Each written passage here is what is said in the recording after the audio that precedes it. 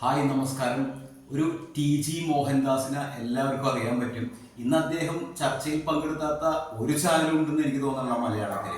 ഏത് ചാനൽ വന്നാലും ശരി, മോഹൻദാസിന്റെ ഏതെങ്കിലും ചർച്ച അല്ലെങ്കിൽ അഭിമുഖം അല്ലെങ്കിൽ പുള്ളി സ്വന്തമായിട്ടിരുന്ന് തന്നെ ഓരോ ചർച്ചകൾ അവതരിപ്പിക്കും. മിനിറ്റുകളെല്ലാം മണിക്കൂറുകൾ ഇരുന്നാണ് അവതരിപ്പിക്കും. കാണാനും ആൾക്കാരുണ്ട്. മോഹൻദാസ് എന്ന് പറഞ്ഞാൽ എല്ലാവർക്കും അറിയാൻ പറ്റും. ഇതാണ് മുതൽ. ഇദ്ദേഹത്തിന് ഒരു സ്റ്റേറ്റ്മെന്റ് ഉണ്ടായിട്ടുണ്ട് കുറച്ച് നാൾ മുമ്പ്. ഒരു 6 മാസത്തിൽ കൂടുതലായി സ്റ്റേറ്റ്മെന്റ് വന്നിട്ട് ഉക്രൈൻ റഷ്യ യുദ്ധം നടന്നു കഴിഞ്ഞപ്പോൾ ഏതോ ഒരു സുഡാപ്പി പ്രലോഭിപ്പിക്കാൻ വേണ്ടിയായിട്ട് ഇട്ടതാണ് ഇന്ത്യ ഇടപെടണം എന്ന്. ആ ഒരു സ്റ്റേറ്റ്മെന്റ് ആരാണ് ആ സ്റ്റേറ്റ്മെന്റ് ഇട്ടതെന്ന് അറിയില്ല. പക്ഷെ ആ സ്റ്റേറ്റ്മെന്റിന് എതിരായിട്ട്, അതായത് ഈ മോഹൻദാസ് എന്ന് പറഞ്ഞ വ്യക്തി അതിനെക്കുറിച്ച് പറഞ്ഞത് ഇന്നും സോഷ്യൽ മീഡിയയിൽ സജീവമാണ്. ഇത് യൂട്യൂബിൽ നിന്ന് ഡൗൺലോഡ് ചെയ്തിടാൻ പറ്റാത്ത കാരണം ഇടുന്നില്ല. ഈ മോഹൻദാസ് അതിന് മറുപടി പറഞ്ഞത് എന്താണെന്നറിയോ? ലോകരാജ്യങ്ങളുടെ കാര്യങ്ങളൊന്നും ഇടപെടാനായിട്ട് നമുക്ക് യാതൊരു വില പോലും ഇല്ല അവിടെ. അതായത് പട്ടിയുടെ വില പോലും ഇല്ല ഭാരതത്തിൽ ലോകരാജ്യങ്ങളുടെ മുമ്പിൽ എന്ന് പറഞ്ഞ സ്റ്റേറ്റ്മെന്റ് സുഡാപ്പികളെല്ലാവരും ആഘോഷിച്ച ഒരു സ്റ്റേറ്റ്മെന്റ് ആയിരുന്നു. പട്ടിയുടെ വില പോലും ഇല്ല നമ്മൾക്ക് മറ്റു രാജ്യങ്ങളുടെ മുമ്പിൽ. അതായത് America, Russia, China, France, Britain, അങ്ങനെയുള്ള വൻകിട, ജർമ്മനി, ജപ്പാൻ, അങ്ങനെ വൻകിട രാജ്യങ്ങൾക്ക് ഒക്കെ ഉള്ള യാതൊരുവിധ ക്വാളിറ്റിയിലാണ് അതപ്പതിച്ച രീതിയിൽ ഈ മോഹൻദാസ് ഒരു സ്റ്റേറ്റ്മെന്റ് ഇറക്കിയത്. സുഡാപ്പികളെല്ലാവരും കാര്യമായിട്ടിട്ട് ആഘോഷിച്ചു. വളരെ വൈറലായ ഒരു വാക്കാണ്. അതിന്റെ കമന്റിന്റെ അടിയിൽ തന്നെ ഭാരതത്തെ ചവിട്ടി താഴ്ക്കുന്ന രീതിയിൽ പല കമന്റുകളും വന്നു. ഈ മോഹൻദാസ് ഒരു ചാനലുകളിൽ വരാൻ തുടങ്ങിയിട്ട് കുറച്ച് നാളായുള്ളൂ. എങ്കിലും അങ്ങോട്ട് കത്തി കയറാൻ തുടങ്ങി. അതായത് ചാനൽ ചർച്ചയിൽ ഒരു സ്ഥിരം സാന്നിധ്യമായി കഴിഞ്ഞപ്പോൾ പിന്നെ ഈ മോഹൻദാസിന് തോന്നുകയാണ് ഞാനാണ് എല്ലാം. അതായത് ഈ ലോകത്തെ ഇദ്ദേഹം വിമർശിക്കാത്ത ആരുമില്ല എന്ന് വേണമെങ്കിൽ പറയാം. ഇനിയിപ്പോൾ അമേരിക്കൻ പ്രസിഡന്റ് ആരാണെന്ന് ഇദ്ദേഹത്തോട് ചോദിച്ചാൽ ഇദ്ദേഹം കറക്റ്റായിട്ട് വരും. ഇനി ഉക്രൈൻ റഷ്യ യുദ്ധം ജയിച്ച എന്നായിരുന്നു അത് ചോദിച്ചാൽ അത് പറയും. ഇതൊന്നുമല്ല ഇവിടെ പ്രശ്നം.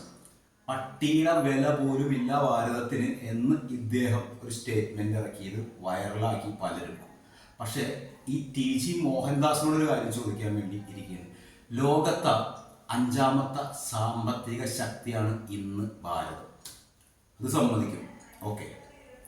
ലോകത്തിലെ ഏറ്റവും വലിയ 4ാമത്തെ സൈനിക ശക്തി, പവർ, പ്രതിരോധ വിഭാഗത്തിലെ പവർ, സൈനിക ശക്തി, മിലിറ്ററി പവർ ഇന്ന് ഭാരതമാണ് 4ാമത്തെ. അതായത് കണക്കുകളുടെ അടിസ്ഥാനത്തിലാണ് ഇത് പറയുന്നത്. 4ാമത്തെ സൈനിക ശക്തി. ലോകത്തിൽ തന്നെ ഏറ്റവും വലിയ ജനാധിപത്യ രാജ്യമാണ് ഭാരതം. അതുകൂടാതെ ഇന്ന് വരെ ലോകത്ത് ഒരു രാജ്യത്തെയും അങ്ങോട്ട് കയറി ആക്രമിച്ചിട്ടില്ലാത്ത ഒരു രാജ്യമാണ് ഭാരതം. സമാധാനത്തിന് വേണ്ടി നിലകൊള്ളുന്ന ഒരു രാജ്യമാണ് ഭാരതം. അങ്ങനെ ഭാരതത്തിന് പാരമ്പര്യമായിട്ട് നമുക്ക് അവകാശപ്പെടാവുന്ന ഒരുപാട് ക്വാളിറ്റികളുള്ള ഒരു രാജ്യമാണ് ഭാരതം. പഴയ കാലത്ത് പട്ടിണി പാവങ്ങൾ എന്ന് പറഞ്ഞ് നമ്മളെ കളിയാക്കിയ എല്ലാ രാജ്യങ്ങളും ഇന്ന് ഭാരതത്തിലെ പ്രധാനമന്ത്രിയെ നമ്മുടെ രാജ്യത്തേക്ക് കൊണ്ടുവരാനായിട്ട് പല രാജ്യങ്ങളും ശ്രമിച്ചുകൊണ്ടിരിക്കുകയാണ്. നമ്മുടെ സ്വന്തമായിട്ടുണ്ടാക്കിയ ബ്രഹ്മോസ് മിസൈൽ പോലുള്ള തേജസ് വിമാനങ്ങളെല്ലാം വാങ്ങിക്കാനായിട്ട് പല രാജ്യങ്ങളും ക്യൂ നിൽക്കുന്നുണ്ട്. അപ്പൊ അതിൻ്റെ ഇടയിലാണ് ഈ മോഹൻദാസിനെ പോലുള്ള വ്യക്തികൾ പബ്ലിക്കായിട്ട് വന്നിരുന്ന ഇത്. നമ്മുടെ മലയാളികൾ മാത്രമല്ല, നമ്മുടെ കൊച്ചു കുട്ടികളും മുതിർന്നവർ വരെ ലോകം മുഴുവനുള്ളവരിത് കാണണം എന്നൊരു ചിന്ത പോലും ഈ മോഹൻദാസിനില്ല. മോഹൻദാസിനോട് ഒരു കാര്യം സൂചിപ്പിക്കുകയാണ്. റഷ്യ ഉക്രൈൻ യുദ്ധം പുറപ്പെട്ടു കഴിഞ്ഞപ്പോൾ ഇന്ത്യൻ ആർമിയുടെ ഫ്ലൈറ്റുകൾ അവിടെ ചെന്നിറങ്ങിയപ്പോൾ വ്ളാഡിമിർ പുടിൻ എന്ന റഷ്യൻ പ്രസിഡന്റ് പറഞ്ഞത് ഇന്ത്യയുടെ ഫ്ലൈറ്റുകൾ മാത്രം, അതായത് ഭാരതത്തിന്റെ ഫ്ലൈറ്റുകൾ മാത്രം അവിടെ പറഞ്ഞാൽ മതി, വേറെ ഒരു രാജ്യത്തിന്റെ. ഈ പറയുന്ന പോലെ ഒരുപാട് ശക്തമായ രാജ്യങ്ങളെല്ലാം ഉണ്ടായിരുന്നല്ലോ. ഭാരതത്തിന്റെ വിമാനങ്ങൾ മാത്രം പറഞ്ഞാൽ മതി എന്ന് പറഞ്ഞ ഒരു സംഭവം ഇവിടെ മലയാളികൾക്കെല്ലാം അറിയാം. ഇനി അതുപോട്ടെ, ഒരു യുദ്ധം നടന്നുകൊണ്ടിരിക്കുന്ന സമയത്ത് തന്നെ റഷ്യയിൽ ചെന്ന് വ്ളാഡിമിർ പുടിൻ എന്ന അവരുടെ പ്രസിഡന്റിനെ കെട്ടിപ്പിടിച്ചു.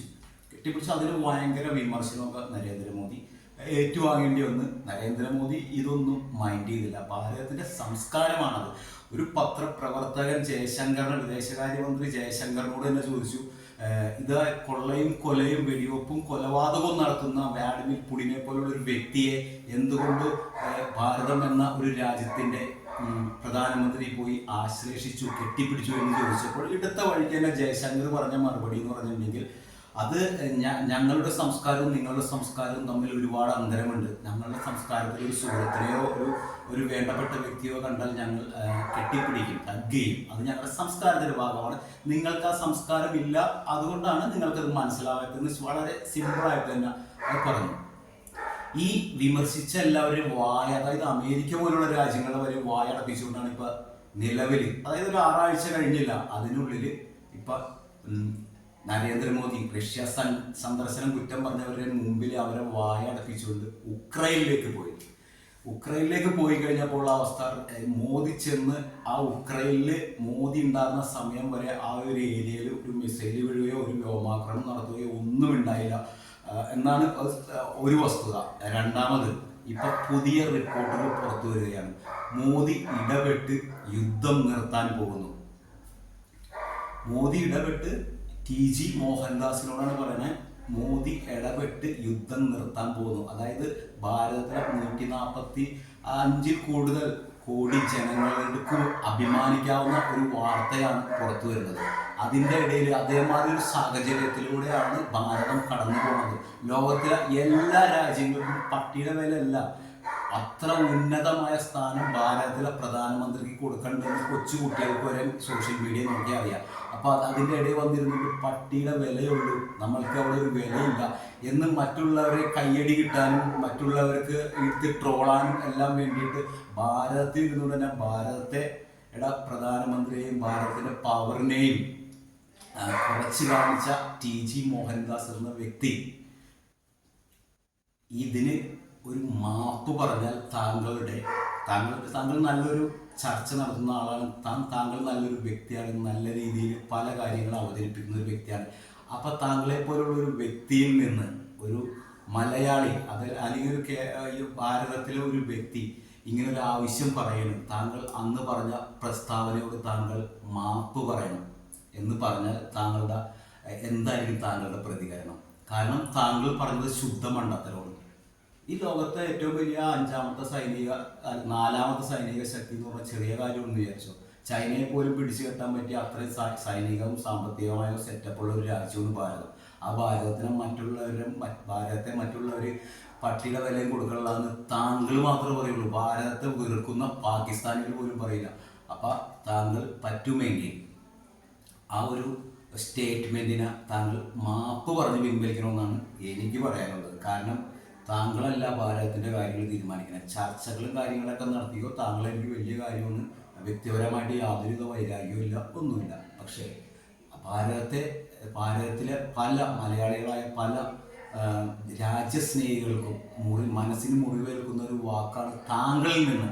ഒരു സുഡാപ്പിയോ അല്ലെങ്കിൽ ഒരു പാകിസ്ഥാൻകാരനോ ഒരു ചൈനക്കാരനോ ഇത് പറഞ്ഞോട്ടെ, ആർക്കും പ്രശ്നമില്ല. പക്ഷെ TG മോഹൻദാസ് എന്ന് പറഞ്ഞ RSSൽ പ്രവർത്തിച്ച വ്യക്തിയാണെന്ന് പറഞ്ഞ വ്യക്തി യാഥാർത്ഥ്യം മനസ്സിലാക്കാതെ പറഞ്ഞ ആ സ്റ്റേറ്റ്മെന്റ് മാപ്പ് പറഞ്ഞത് പിൻവലിക്കണമെന്നാണ് എനിക്ക് പറയാനുള്ളത്. അപ്പൊ ഒരു കാര്യം കൂടെ അദ്ദേഹത്തോട് പറയണ്, മോദി ഇടപെട്ട് ഇപ്പൊ ഉക്രൈൻ റഷ്യ യുദ്ധം നിർത്തും.